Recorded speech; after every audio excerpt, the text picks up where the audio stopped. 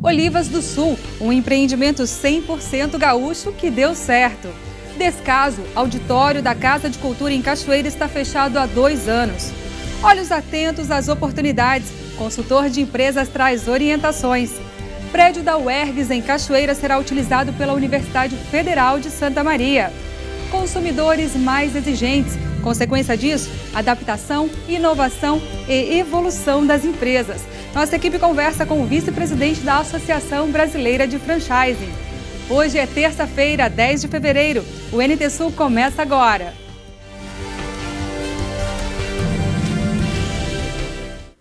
Olá, muito boa tarde para você.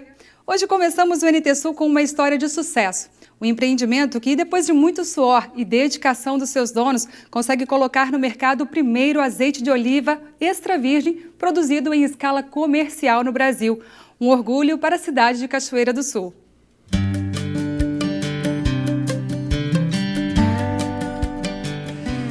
O meu nome é José Alberto Alwedi, eu sou engenheiro eletricista. E quando me aposentei da função de engenheiro, passei então a atuar no agronegócio. Nós escolhemos a olivicultura para trabalhar aqui no Rio Grande do Sul, principalmente em razão de ser algo inédito e que foge ao convencional, o que nos aumentava significativamente a chance de termos um resultado econômico favorável. Como sempre, o começo é muito difícil, foi um começo de muitos pontos de interrogação. Na verdade, nós não conseguíamos entender por que o Chile, sobre o paralelo 30, produzia e muito bem a oliveira. E a mesma coisa acontecendo na Argentina e no Uruguai. E começamos a nos perguntar por que o Rio Grande do Sul, sobre esse paralelo 30, não produzia azeitonas e, por consequência, não tinha azeite de oliva e azeitonas de mesa. Então, esse foi o nosso ponto de partida para iniciarmos as pesquisas relativas à olivicultura. Começamos a buscar bibliografia. Num segundo momento, nós fomos visitar esses locais onde a olivicultura era milenar. E num terceiro momento, passamos a visitar os nossos países vizinhos, como o Uruguai, a Argentina e o Chile, né? E a partir daí, então, nós nos convencemos que o Rio Grande do Sul poderia ser uma boa alternativa para a olivicultura. Como essa atividade foge da minha formação, nós buscamos, então, parcerias no sentido de introduzir de forma sólida essa cultura no Rio Grande do Sul. E a partir daí, então, desenvolvemos algumas parcerias com universidades. Desta forma, então, nós reunindo todo esse saber em torno do agronegócio e da agricultura, nós nos sentimos encorajados a implantar a cultura aqui no Rio Grande do Sul. No começo, nós preparamos uma área de 12,7 hectares e isso ocorreu no ano de 2005 e iniciamos o nosso plantio exatamente em setembro de 2006. A questão de implantar um pomar, ela tem aspectos extremamente prazerosos, mas também existe um aspecto que é o da paciência, né? Nós tivemos de ter a paciência de aguardar as árvores crescer, né? Para verificar o resultado. Na verdade, nós conseguimos verificar que aqui no nosso pomar, com 3 anos e meio, nós conseguimos uma colheita comercial, né? E a partir daí, então, nós montamos uma pequena agroindústria importando o maquinário da Itália e processando o nosso azeite. As plantas tiveram um desenvolvimento extraordinário. O fato de nós termos produzido de forma muito precoce. O que acontece lá no Mediterrâneo, né, que é uma referência, né? A planta entra em produção entre o 8º e o 12º ano. Nós aqui com 3 anos e meio estávamos tendo colheita comercial. Qual era a última expectativa nossa? Era com relação a que qualidade de azeite nós conseguiríamos aqui no Rio Grande do Sul. E desde o primeiro ano nós fomos bastante audaciosos nesse sentido, e nos atrevemos a mandar algumas garrafas do nosso azeite para o maior guia de azeite extra virgem do mundo, né? Que é o Floss Oil, que na edição de 2010, após o nosso azeite passar por uma banca de 40 degustadores italianos, editaram o nosso azeite no principal guia mundial de azeites extra virgem, nos colocando no patamar dos melhores extras virgem do mundo, né? Então, a partir dali, nós tivemos a certeza absoluta que a olivicultura passou a ser uma opção extraordinária de negócio no Rio Grande do Sul, capaz de, em poucos anos, interferir na matriz produtiva do estado do Rio Grande do Sul. Tão logo o nosso pomar entrou em produção, ele chamou a atenção de muitas outras pessoas, né, e muitos outros produtores, e nós vimos uma oportunidade de fomentar a olivicultura no estado do Rio Grande do Sul, né? E a partir daí, então, nos mobilizamos de forma a ocupar esse espaço que se abria, né? E passamos então a produzir mudas, a desenvolver mudas, a comercializar mudas, que nós estamos vendo essa atividade aqui, né? Nós conseguimos aí em 8 ou 9 anos atuar em toda a cadeia produtiva da olivicultura, né? Então hoje a Olivas do Sul consegue atender o produtor em qualquer segmento que ele tenha necessidade. O que nós podemos dizer hoje é que nós estamos extremamente satisfeitos com os resultados que nós obtivemos até agora, tá? Mas se a empresa vai dar certo ou não, né, isso ainda tem alguns anos para que a gente possa efetivamente chegar a essa conclusão. O terceiro piso do prédio da UERGS, no centro de Cachoeira, será utilizado pela Universidade Federal de Santa Maria. Vamos à nossa redação. Daniel Nunes, boa tarde. Olá, boa tarde, Darcy. Boa tarde a todos. Olha, Darcy, como você citou, 6 novas salas de aula, de fato, vão ser implementadas, vão ser implantadas em breve no espaço da UERGS. A reitoria da UERGS já assinou o documento que faz, de fato, essa autorização e basta agora a reitoria da UFSM em Santa Maria fazer a assinatura também deste documento para que a prefeitura possa correr contra o tempo e começar as obras para que ainda neste primeiro semestre os novos alunos da UFSM de Cachoeira do Sul possam utilizar este espaço da UERGS como salas de aula. Agora, vale lembrar o seguinte, se não ficar pronto a tempo, a prefeitura vai ter que continuar arcando com cerca de R$22 mil por mês, valor que é pago mensalmente ao Colégio Totem, que hoje é utilizado para ceder os espaços de sala de aula para a UFSM em Cachoeira do Sul. Um outro assunto que daqui a pouquinho nós vamos abordar também aqui no NT Sul e que vale destaque, tem gerado grande repercussão em Cachoeira do Sul, é o estado das estradas no interior do nosso município. Daqui a pouquinho eu converso com o Diego Kiefer, que é presidente do Conselho Municipal de Desenvolvimento Rural e que aponta algumas questões bastante importantes sobre a questão das estradas. Fique ligado com a gente e amanhã, aliás, também aqui no NT Sul a gente traz uma verdadeira radiografia do estado das estradas em Cachoeira do Sul. Darcy. Obrigada, Daniel. Veja a seguir, descaso. Auditório da Casa de Cultura em Cachoeira está fechado há cerca de 2 anos. No quadro Negócios, orientação do consultor de empresas é ter olhos atentos às oportunidades que surgem todos os dias. Veja ainda como fica o tempo em todo o estado. Eu volto já já.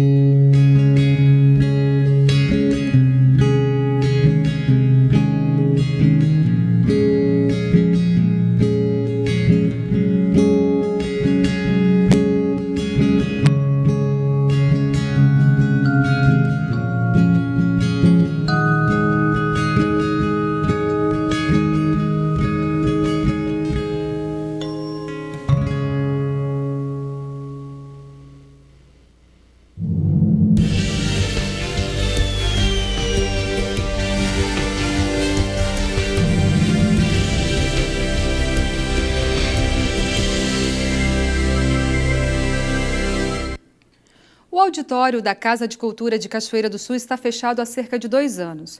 Um espaço central e privilegiado que não tem data para receber da Prefeitura as melhorias necessárias. O prédio da Casa de Cultura Paulo Salzano Vieira da Cunha representa para muitas gerações o auge da Escola de Arte Santa Cecília, a ESASC, que ainda na década de 80 formava suas últimas turmas.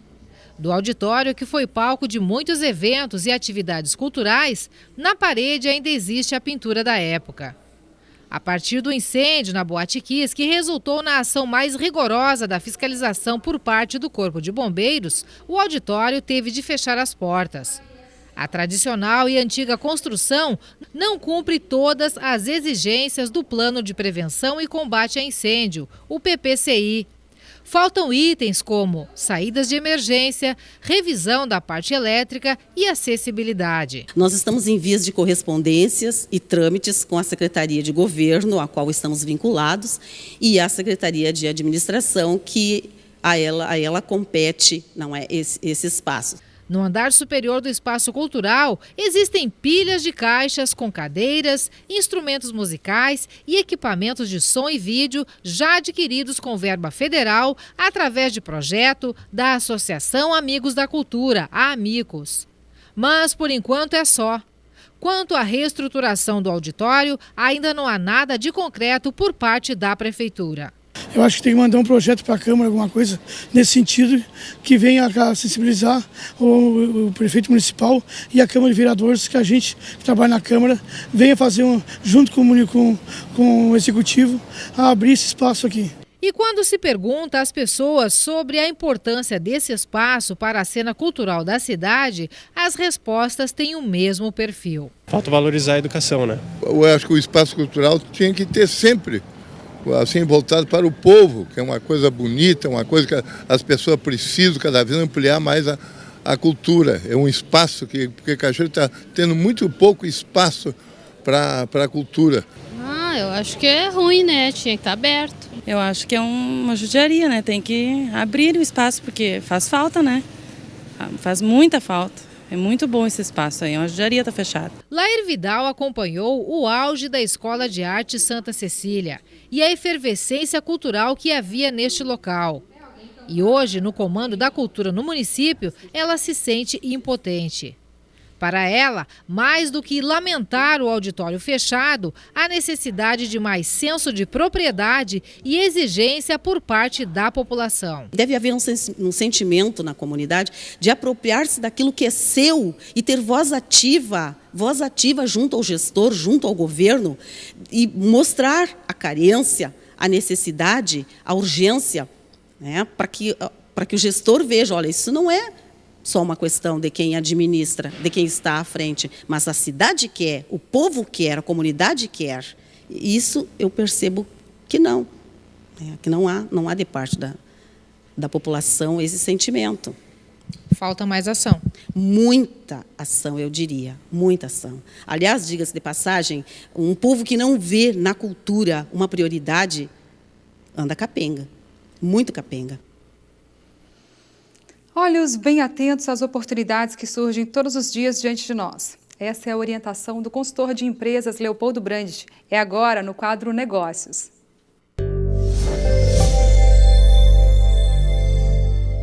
Boa tarde, pessoal. Dando continuidade ao assunto, na última edição conversamos sobre o mercado. Hoje vamos falar sobre empresas periféricas. Mas antes de a gente conversar sobre empresas periféricas, eu gostaria de lembrar um velho provérbio que tem dito por Lúcio Sênega. Se um homem não sabe até que porto se dirige, nenhum vento lhe será favorável. Ou seja, se eu não sei para onde que eu quero ir, nada vai me ajudar enquanto a isso. As empresas periféricas são empresas que nascem em função de uma grande empresa ou de outras grandes empresas. E para se ter uma noção, em dados estatísticos, um emprego gerado por uma grande empresa diretamente significa, no mínimo, mais 19 empregos indiretos, ou seja, isto é uma média, mas a cada um emprego gerado se cria mais 19 empregos indiretos. Podemos dizer que que é a média de 20 empregos que se cria uma vaga numa empresa. Bom, uma empresa periférica, ela surge para suprir necessidades de outras empresas. Empresas se estabelecem e precisam de alguns outros serviços, outros produtos, que muitas vezes para elas não é compensado fazer. Vamos lembrar aqui, como fez o Paulo São Martin em algum dos seus comentários, as áreas que mais crescem no Brasil, a primeira que mais cresce é a área de serviço. E dentro da área de serviço são as áreas de entretenimento e conveniência. Então, vê bem, uma empresa que está se instalando, ela vai precisar de outros negócios. E somente se vocês analisar, nesses últimos períodos, nessas últimas semanas aqui, só o INT Sul já informou quantas novos tipos de negócio em Cachoeira do Sul. Nós já escutamos aqui falar sobre novo shopping, escutamos sobre uma nova Todeschini, uma UFSM, há poucos dias uma entrevista, uma reestruturação positiva da Ubra, Cachoeira do Sul, e entre tantos outros negócios que já se escutou aqui. E aí eu faço a pergunta, essas empresas não vão precisar de outras empresas para que se crie alguns produtos ou serviços que elas necessitam de sua satisfação de necessidade? Note bem, uma empresa periférica, ela nasce em função dessas outras empresas e ela precisa trabalhar para essas outras empresas. Qualquer empresa, por exemplo, vamos tomar por base, se nós pegarmos uma empresa que venha se instalar no ramo de transportes, bom, se ela vai chegar aqui em Cachoeira e vai botar um grande número de caminhões, essa empresa de transportes, pode ter certeza que o quê? Ela vai precisar de quê? De mais mecânicos, de mais combustível, de mais borracheiros, de mais vendedores de pneus, de mais vendedores de acessórios e etc. e tal. Então, vê bem, cada uma dessas, uma empresa, quantas outras ela gera de empresas periféricas e que necessita. Estas empresas, elas sempre vão ter uma nova chance do mercado e vão poder criar novas coisas para atender esse mercado. Mas vamos lembrar bem, se eu não sei a que ponto eu quero ir, ou melhor, se eu não sei a que porto eu desejo me dirigir, nenhum vento vai me ser favorável. Eu nunca vou ter certeza de que estou indo para o lado certo, de que estou fazendo a coisa certa e que estou realmente correndo dentro de uma certeza. Então, vamos marcar bem isso e vamos pensar. Vamos listar, como pedimos na última vez, os inúmeros tipos de negócios que vêm vindo para Cachoeira e região. O nosso jornal já noticiou isso e vamos aproveitar essas situações e realmente pensar o que podemos fazer para satisfazer esta necessidade no mercado. Muito obrigado e até o próximo programa. Até a próxima, Leopoldo. E por falar em negócios, os consumidores estão cada vez mais exigentes, não é? Consequência disso, adaptação, inovação e evolução das empresas. Nossa equipe conversa com o vice-presidente da Associação Brasileira de Franchising. É daqui a pouquinho, depois do intervalo.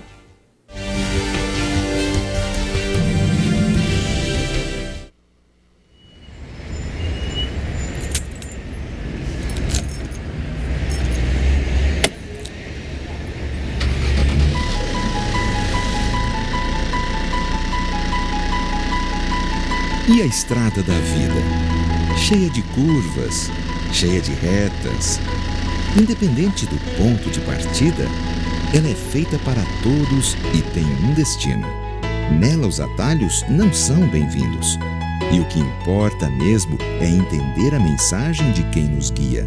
O caminho pode ser difícil, muitas vezes até incerto, mas aquele que criou a estrada também guia os viajantes.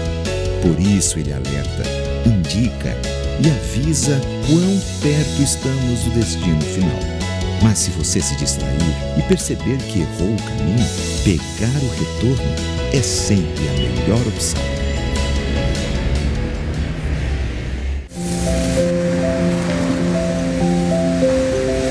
Bom dia, meu anjo. O que você vai levar hoje? Meu anjinho, dá um beijo na vida. Vai dar tudo certo, viu, meu anjo?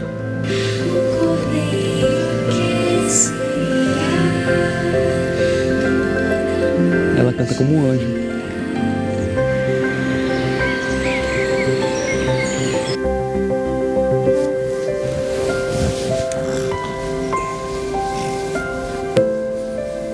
Boa noite, meu anjinho.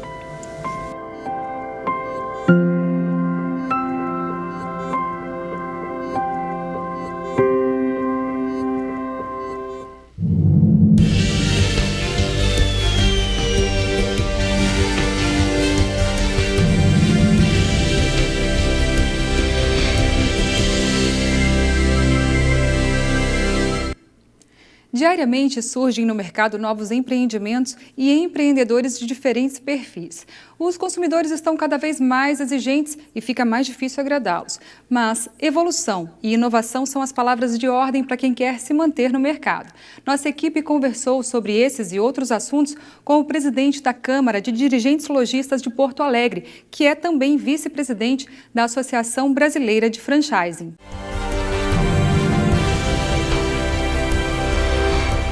Gustavo, existe uma fórmula para o sucesso de um empreendimento? Uma fórmula pronta não, mas ingredientes chaves para que isso aconteça sim. Se tu realmente te preocupar com inovação, é um elemento fundamental. Com cuidado com a equipe, outro elemento absolutamente fundamental. E se tu tiver esses dois controlados em cima de uma boa gestão, provavelmente tu vai conseguir ter sucesso no teu negócio. Seriam 3 pilares básicos para a gente conseguir empreender e ter sucesso no empreendimento: gente, inovação e gestão. E qual é o maior empecilho, a maior dificuldade para um jovem empreendedor ou para aquela pessoa independente de idade que está começando o negócio? É justamente não conhecer o assunto, né? Por isso que o franchising tem crescido tanto no Brasil e no mundo. O franchising, alguém pode começar a empreender aqui em Cachoeira ou em qualquer cidade da região com um negócio já consolidado no planeta ou no Brasil. Então aí tu pega alguém que já trilhou um caminho, que tem o know-how, passando para alguém que vai começar, que é um jovem empreendedor, que tem muita energia, muita vontade, mas não tem o conhecimento. Agora, sem esse conhecimento, é difícil e aí pode não ter sucesso na sua empreitada. A evolução das ferramentas tecnológicas, qual é a influência direta disso no varejo? São absolutas, né? A gente vive numa geração altamente conectada e não existe mais diferença entre varejo online e offline. É tudo um único bloco. É o novo momento. É o novo momento. Então, se tu não tiver a tua empresa de varejo utilizando e se comunicando através dessa conectividade, tu vai estar usando parte das possibilidades de conectar com o teu consumidor. E aí a parte que tu não usa, outros usam. A tecnologia hoje em dia ela é indispensável para qualquer negócio. Indispensável. Tu até pode ter um negócio absolutamente retrô ou que tu não queira utilizar, mas daí é uma decisão estratégica que faz parte do teu negócio tu não ter a tecnologia dentro dele. E é sempre uma decisão perigosa. Daí tu vai ter que modular o teu negócio, já considerando que todo o universo que tu poderia atingir através da tecnologia tu não vai atingir. Tu vai ficar limitado àquele universo que não vai utilizar a tecnologia. É possível fazer um negócio assim? É, mas tu vai estar navegando num mar mais restrito. O consumidor está mais ou menos consumista nos últimos tempos? Está mais consumista. A ideia é que o consumidor cada vez está conseguindo otimizar a sua compra, porque existem as informações na rede do que funcionou, do que não funcionou, do que vale a pena, do que não vale. Então ele está comprando, ele está sendo mais seletivo para comprar mais. Então a verdade é que 80% do volume que ele destina à compra, segue destinando à compra como era no passado. Então não há uma diminuição, mas há uma seletividade maior nos itens que ele vai comprar. Tu é presidente da CDL Porto Alegre, já na segunda gestão. As pesquisas apontam que nos últimos tempos, as datas tidas como datas fortes do comércio, que antes eram seguras em termos de vendas, muitas vezes fracassam. A que tu atribui isso? É questão econômica? É questão de momento? Ou é comportamento do consumidor? É que a gente tem efetivamente algumas datas que ela envolve a troca de presente, né? O Natal, o Dia das Mães, são duas datas que são muito específicas e há muito tempo são caracterizadas por um bom desempenho do comércio e continuam sendo dessa forma. Um pouco de disputa aí com o varejo online acaba deixando, às vezes, o crescimento do offline mais tímido. Isso é um fato. Agora, datas que nunca foram características como grandes datas de venda, como o Dia dos Pais é uma data mais complicada, ou o Dia das Crianças bastante limitado, né? Hoje a criança quer ou dinheiro, ou tecnologia, ou brinquedo, acaba também sofrendo um pouco, atua numa faixa de idade. Então transformou o consumo das pessoas, né? E não a data. Elas estão consumindo, mas muitas vezes não é no varejo tradicional que eles estão encontrando o que desejam. Tu trabalha, a tua empresa ela é direcionada ao público jovem. Existe uma diferença no pensamento do consumidor, o consumidor jovem, o consumidor mais maduro? Como é que funciona Muita. isso? O consumidor jovem, ele está intimamente ligado com essa mobilidade e essa tecnologia. Então, dificilmente alguém vai comprar um produto na minha loja sem antes saber o que os amigos acharam daquele produto. O consumidor mais velho, ele está menos dentro desse ambiente, mas ele está sendo muito influenciado pelos jovens e pelas crianças, elas que estão definindo o que as famílias estão comprando.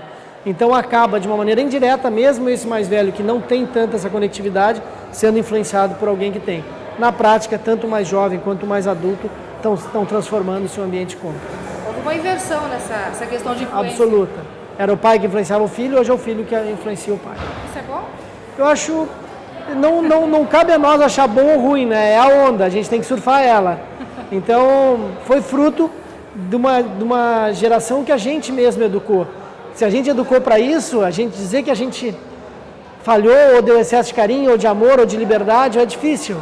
Então, essa é a realidade, está aí, né? Os monstrinhos foram criados e é eles que dão as ordens hoje dentro do ambiente doméstico. Para se manter no mercado, qual é a fórmula? Existe uma fórmula ou não? A gente viu até agora a pontinha do iceberg, tem um continente embaixo e ele está aflorando. Então acho que para tu continuar tendo sucesso e ter sucesso, não dá para ter a mesma loja de 50 anos atrás, ou 30 ou 20 anos atrás, porque o consumidor é outro. Então eu acho que o segredo para te manter interessante é te manter evoluindo e inovando. Evoluindo. Inovando. É uma pena que essa regra não valha muito para as empresas que detêm concessão pública para prestar serviço que deveria ser de qualidade à população. E não acontece, não é mesmo?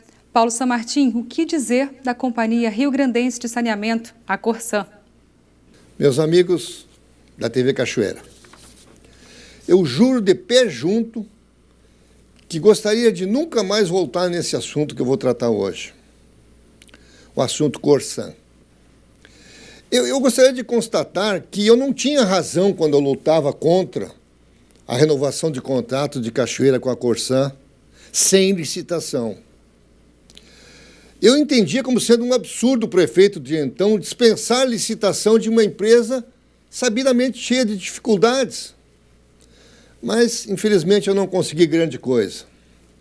Algumas exigências foram colocadas no contrato, mas hoje nem são cumpridas e nem o prefeito atual cobra. Aliás, ele prefere elogiar a Corsan, como fez agora há poucos dias.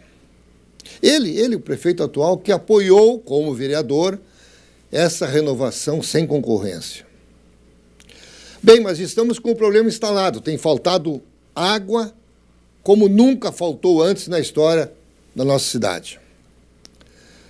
Um dia porque faltou luz, um dia porque arrebentou a correia do gerador, outro dia quebrou uma peça da bomba e assim por diante. E a Corsan vai nos enrolando. Não esses esforçados funcionários que estão fazendo das tripas coração para resolver os problemas. Não é eles.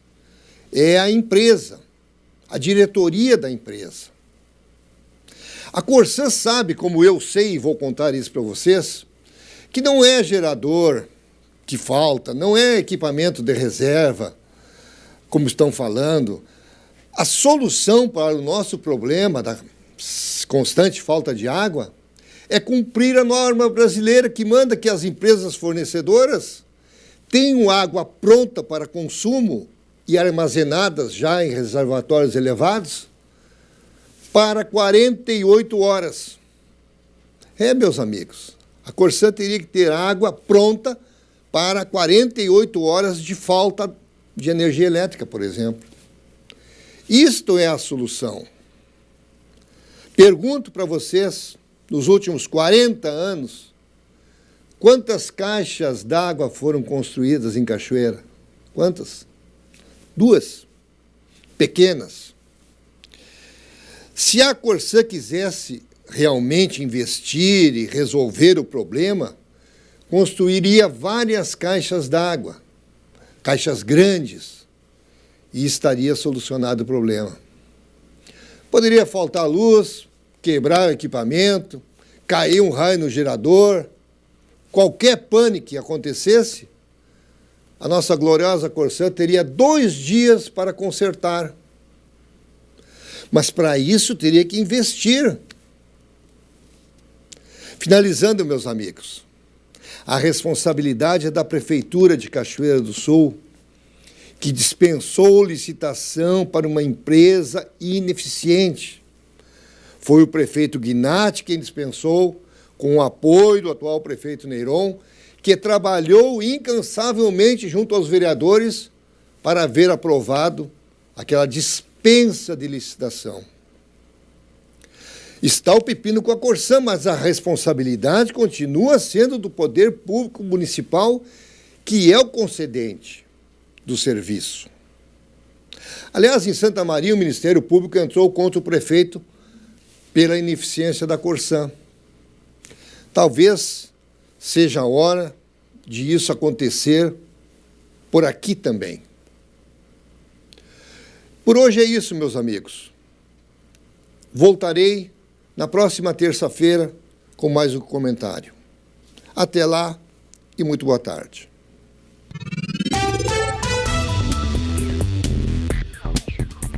O dia em Cachoeira do Sul começou com sol e alguma nebulosidade. Pancadas de chuva são previstas para a tarde, para o começo da noite. Ao amanhecer, a cidade registrou temperatura mínima de 23 graus e a máxima deve chegar aos 35. Já para quarta-feira, sol com muitas nuvens durante o dia, períodos de nublado, com possibilidade de chuva a qualquer momento. Mínima de 23 graus e máxima de 32. Já para quinta-feira, a previsão indica sol com aumento de nuvens ao longo do dia. À noite pode ocorrer pancadas de chuva, mínima de 23 graus e máxima chegando aos 33. E vamos agora ao mapa para ver como fica o clima em todo o estado gaúcho nesta terça-feira. O Rio Grande do Sul terá tempo instável. O avanço de uma frente fria provoca pancadas de chuva na maioria das regiões no transcorrer do dia, mas as temperaturas seguem elevadas. O sol ainda apareceu durante a manhã em grande parte do estado, mas a nebulosidade aumenta ao longo do dia, trazendo chuva entre a tarde e a noite. Os maiores volumes estão previstos para a área central e para o oeste gaúcho, onde não se descarta o risco de temporais em áreas isoladas. Vamos agora às temperaturas máximas previstas para hoje. Em Pelotas, no sul do estado, máxima de 33 graus. Para Porto Alegre, a máxima chega aos 35. Em Passo Fundo, 32 e Santa Maria, 35. Em Uruguaiana, na fronteira oeste, 34 graus. E no litoral norte, Capão da Canoa e Tramandaí, 36 graus. Daqui a pouquinho, conheça o curso de Teologia da Universidade Luterana do Brasil, Polo de Cachoeira. Veja ainda a entrevista com o presidente do Conselho Municipal de Desenvolvimento Rural, Diego Kiefer.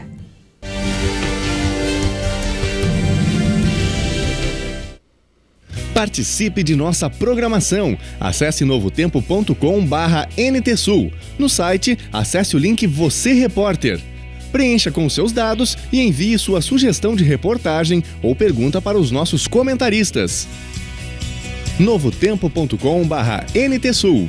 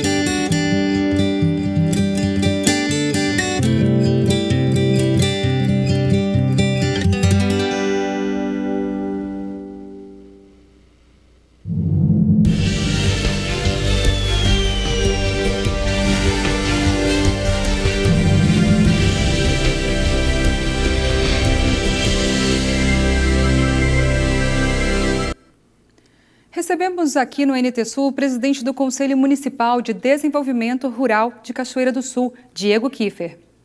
Diego, boa tarde, seja muito bem-vindo ao NT Sul. Boa tarde, Daniel, tudo bom? Maravilha. Bom, eu quero começar perguntando a você sobre a questão das estradas, que tem sido um tema recorrente, desde que nós colocamos no ar aqui o jornal. Nós praticamente diariamente recebemos reclamações, pessoas entrando em contato, mandando fotos muitas vezes, e eu queria ouvir de você o que faz nesse momento também o Conselho Municipal de Desenvolvimento Rural para que a situação possa melhorar.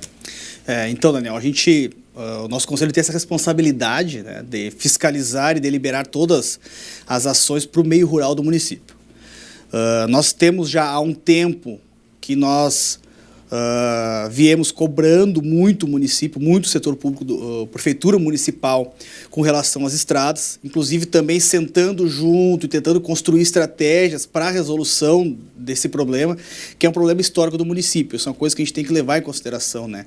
O problema das estradas no nosso município, ele é histórico, ele passa por uma série de fatores que fazem com que ele se agrave a cada vez mais, né? Como a falta de infraestrutura do próprio poder público. Por muito tempo ficou, por exemplo, a prefeitura sem onde tirar cascalho, porque não havia cascalheiras para cobrir as estradas, cascalheiras licenciadas. Então isso tudo foi agravando. O Conselho tem por finalidade, ele não é o executor do serviço, né? Seja das estradas, seja de qualquer outro serviço. O Conselho, ele é o órgão fiscalizador, ele faz a fiscalização e ele funciona como qualquer outro conselho. Nós estávamos falando isso aqui, né? Cachoeira tem vários conselhos. Um dos mais atuantes é o da saúde também, né? Colocando o Conselho da Saúde como um exemplo. É o responsável por fiscalizar e por deliberar ações específicas da saúde. O nosso Conselho de Desenvolvimento Rural, ele é responsável por fiscalizar e deliberar ações específicas do poder público, seja local, até mesmo, às vezes, políticas públicas federais, para o meio rural. Como tecnicamente se diz em relação aos demais conselhos também, é um controle social em relação às políticas públicas. O conselho é o controle social com relação às políticas públicas para o meio rural, sejam elas municipais. E aí entram as estradas, aí entra também a iluminação, aí entram os serviços agrícolas também da Secretaria da Agricultura e Pecuária, que a gente fiscaliza, como utilização da patrulha agrícola, o próprio serviço de execução aí de redes de água do interior, que é algo que a gente está cobrando permanentemente, né, aumento da rede de água. Então, tudo que é relacionado ao meio rural passa pelo Conselho, para o Conselho fiscalizar, né? Por exemplo, né, quando tem uma legislação existente que diz que a prefeitura deve fazer tal ação para o meio rural. E isso não acontece. Isso não acontece, nós cobramos, nós temos a competência de encaminhar essa não execução de serviço de atividade para a promotoria pública ou para o outro órgão responsável, competente. Isso é a nossa responsabilidade. Nós temos acompanhado bastante esse problema das estradas, tá? Qual que é o ponto principal? Você citou ali algumas questões, citou como sendo algo histórico, mas nesse momento é o quê? Falta verba? Falta equipamento? Falta uma política, quem sabe, específica, um planejamento específico para o interior, ou a somatória também das coisas neste momento? O que seria o principal problema que terminou culminando nesse aspecto aí hoje das estradas numa situação bastante precária? Eu particularmente, até a gente conversou sobre isso hoje no Conselho, faltam algumas coisas funcionarem como uma engrenagem, né? Uma delas é planejamento. Eu penso que o planejamento, está faltando planejamento da execução do serviço. Falta uma certa organização. E esse planejamento não é um planejamento do executor só, mas falta fazer um planejamento junto com as comunidades. Porque no momento que a prefeitura, o poder público, for fazer as obras de forma planejada, pela quantidade de equipamentos que tem e pessoal que tem, algumas outras comunidades vão ter que esperar um pouco mais de tempo para serem atendidas. Claro. Então tem que ser feito um planejamento junto com a comunidade, para que a comunidade entenda o andamento desse serviço. Uma outra questão, que é a segunda questão, é a questão de pessoal.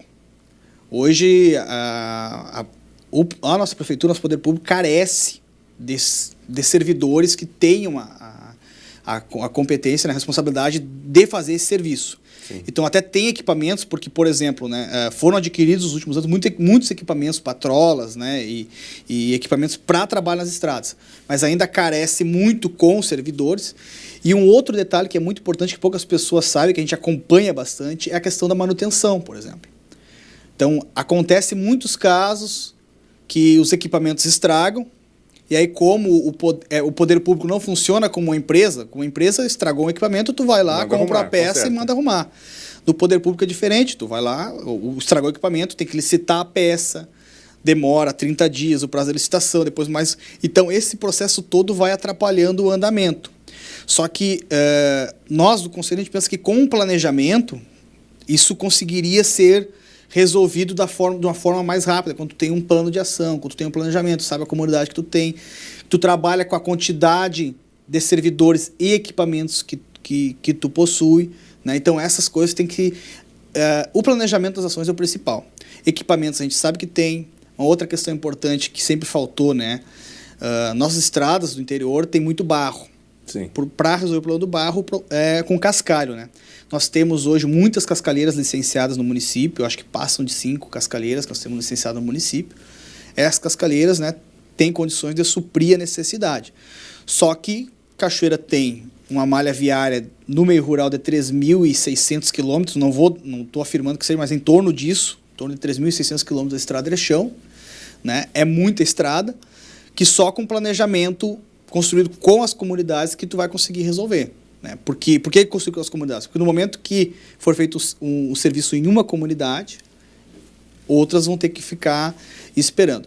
E eu penso que falta investir também, falta do poder público, sempre faltou do poder público, investir mais de forma orçamentária.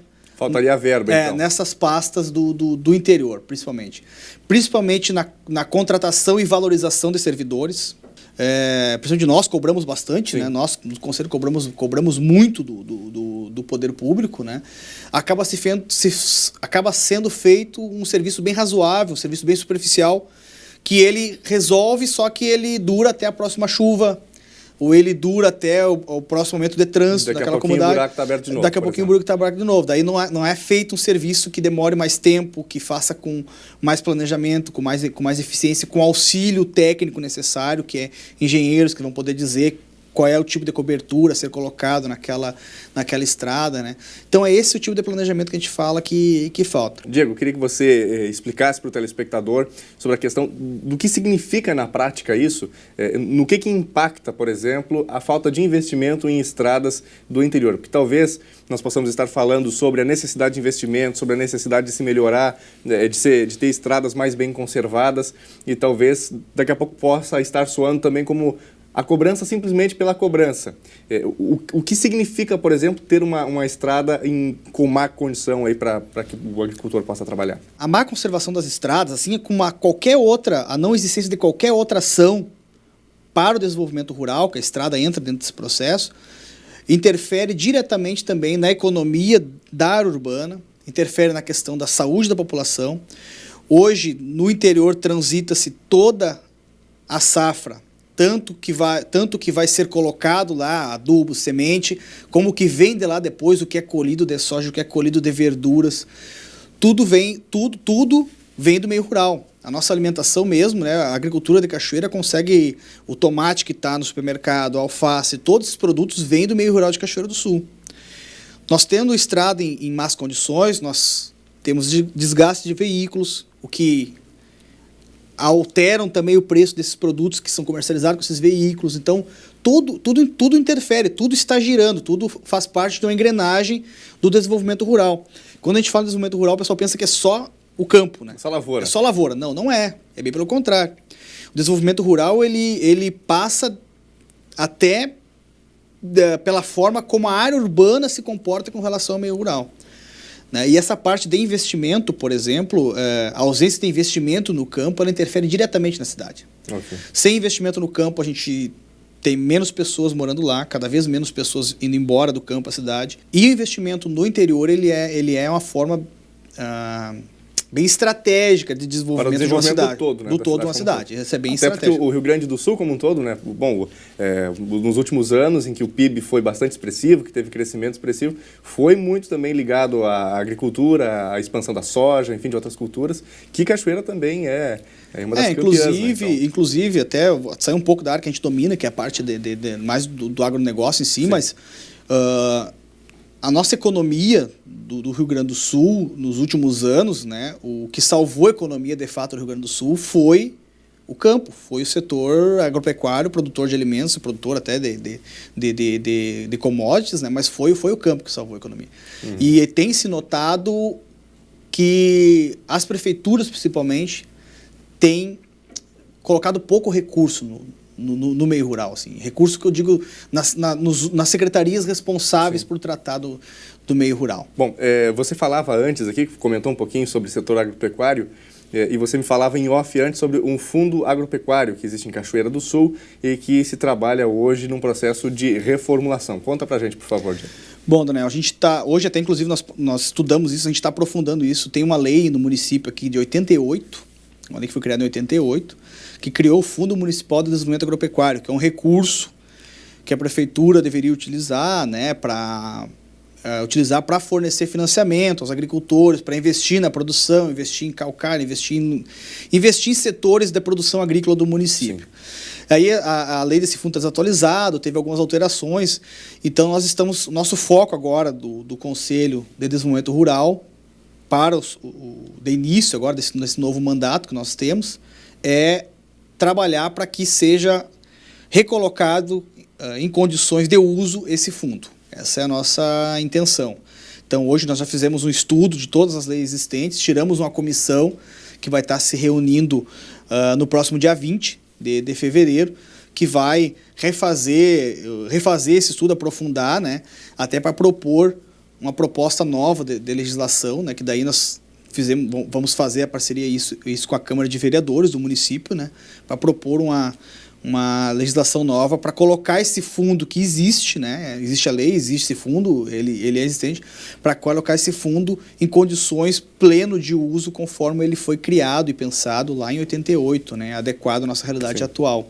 E a existência de fundos municipais geridos por conselhos, seja ele da saúde, fundo da saúde, fundo do meio ambiente, seja a área que for, a existência de fundos ele é muito importante até para se criar e se potencializar políticas públicas locais, né, de se criar ações locais com recursos locais, né, os municípios que tem um fundo, tem fundos, seja ele qual for, que tem esse tipo de gestão, eles têm dado grandes saltos de qualidade nas suas políticas públicas locais, né? Criação de investimento local, disponibilização de recursos para financiamento, investimento local, até na própria área da irrigação. A gente tem municípios que usam o Fundo de Desenvolvimento Agropecuário para investir na irrigação da produção de alimentos dos seus agricultores, então isso é bem importante. Ok, bom, para a gente já encaminhar aqui para o fechamento, hoje é muito difícil se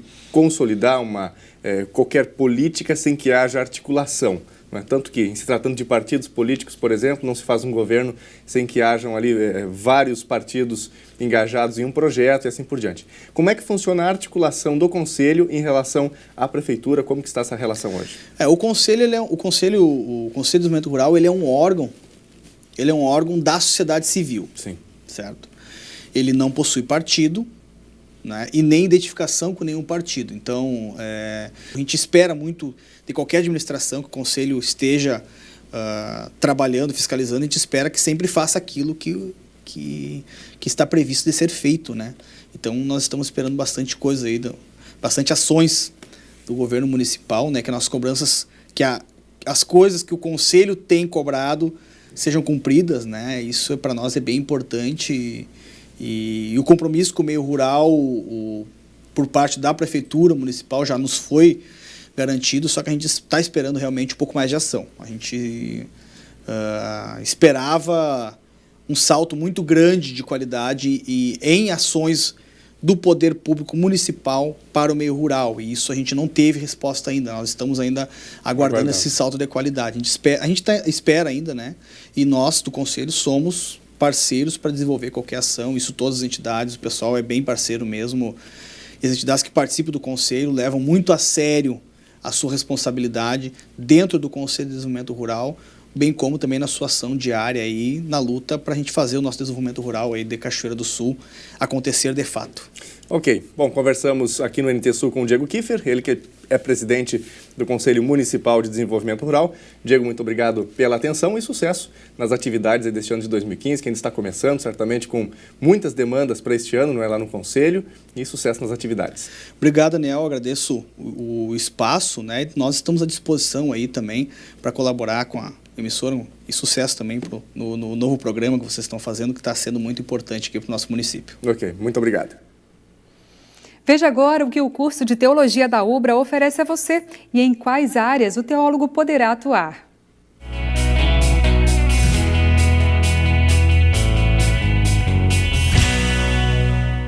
Olá, quero saudar a todos na paz e no amor de nosso Senhor Jesus Cristo. Tu confias em teu médico?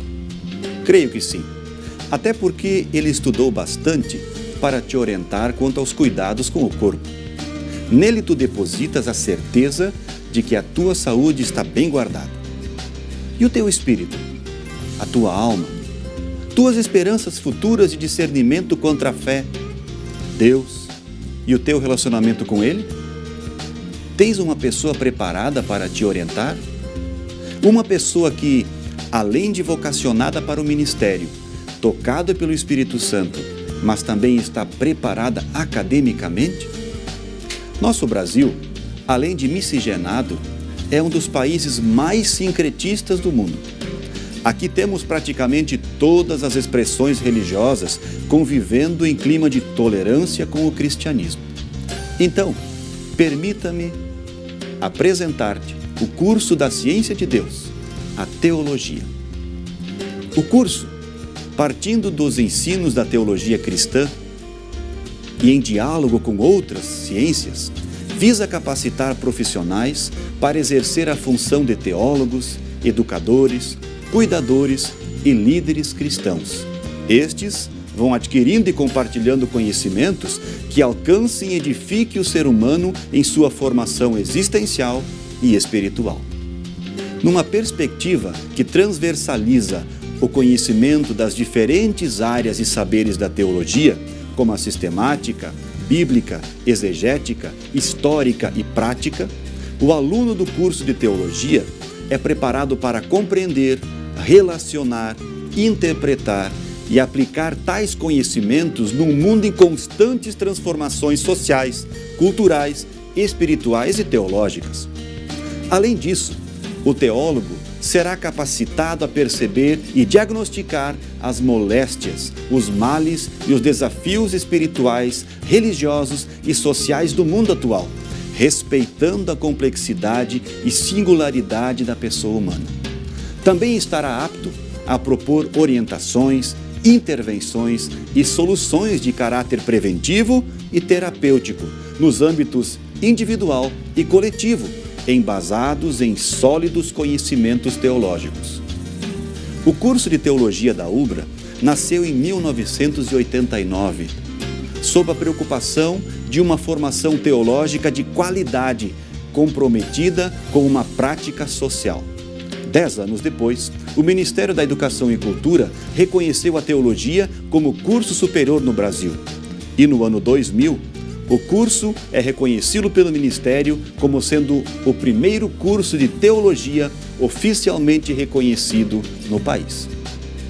E este curso tem como objetivo geral capacitar profissionais com conhecimentos teológicos, éticos e cristãos, bem como habilidades técnico-científicas que contribuam para o desenvolvimento espiritual, social e educacional da sociedade, atendendo os princípios que norteiam a filosofia de ensino superior e as exigências da sociedade em transformação. Promove o pensamento interdisciplinar, oferecendo uma visão integrada dos problemas existenciais. Capacita profissionais para análise, planejamento e execução de tarefas relacionadas ao exercício pastoral e diaconal. Desenvolve a pesquisa, metodologias, técnicas e instrumentos para a correta compreensão e exposição dos conteúdos teológicos. Promove a formação da consciência política cidadã e de agentes de transformação social através do testemunho e práticas cristãs, pelo agir moral e ético, numa atitude de amor comprometido. Discute e reflete ainda projetos de vida e sociedade a partir da fé cristã, conforme expressas na Bíblia Sagrada e na tradição cristã. Então, querido amigo e amiga, queremos te convidar para conhecer este e 19 outros cursos na modalidade de educação à distância, aqui em Cachoeira do Sul, no Polo, junto à Universidade Luterana do Brasil. E lembra-te, o futuro é agora. O NT Sul termina agora, mas você pode continuar participando da nossa programação. Nosso compromisso é ser um canal de utilidade pública e, por isso, abrimos espaço para ouvir a sua voz. Pode nos enviar mensagem pelo site novotempo.com/NTSul, pelo facebook.com/TV Cachoeira ou pelo WhatsApp.